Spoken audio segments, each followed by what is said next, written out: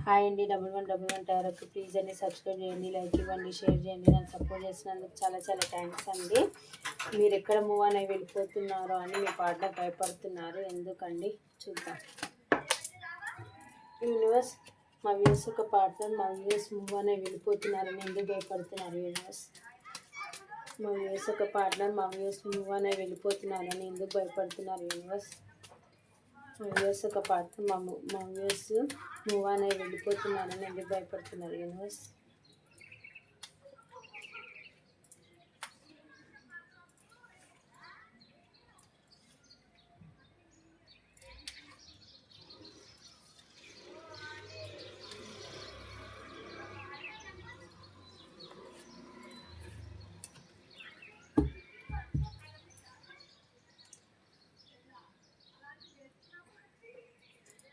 మీ partner మీరు move అని వెళ్ళిపోతున్నారేమో అని భయపడుతున్నారు. మళ్ళీ మీరు ఎక్కడ మీ లైఫ్ మీరు మూవ్ అని వెళ్ళిపోతే తన లైఫ్లో మళ్ళీ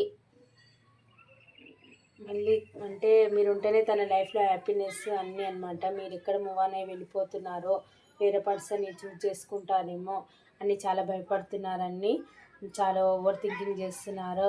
చాలా 24/7 మీ గురించి ఆలోచిస్తున్నారు. మీ దగ్గరికి ఎలాగైనా సరే రావాలి అని అనుకుంటున్నారు. మీ గురించి చూస్తున్నారండి ఆన్లైన్లోనో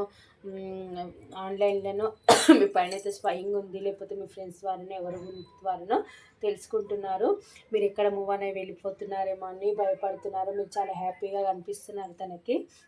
మళ్ళీ మీ దగ్గరికి రావాలి, మీతో న్యూ బిగినింగ్ చేయాలని అయితే అనుకుంటున్నారు. పాస్ట్లో మీ ఇద్దరి మధ్యలో ఏదైతే జరిగిందో తలుచుకొని బాధపడుతున్నారండి.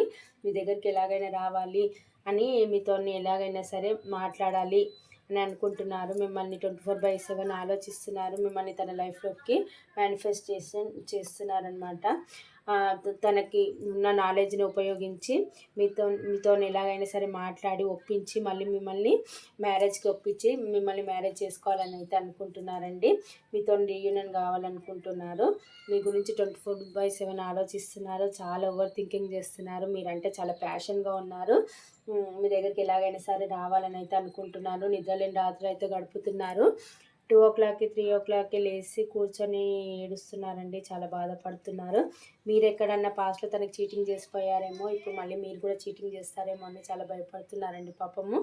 మీ దగ్గరికి ఎలాగైనా రావాలని అనుకుంటున్నారు.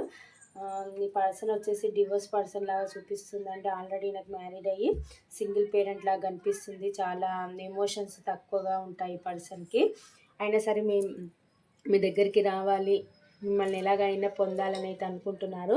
ప్యాషనెట్ న్యూ బిగినింగ్ చేయాలని అనుకుంటున్నారు.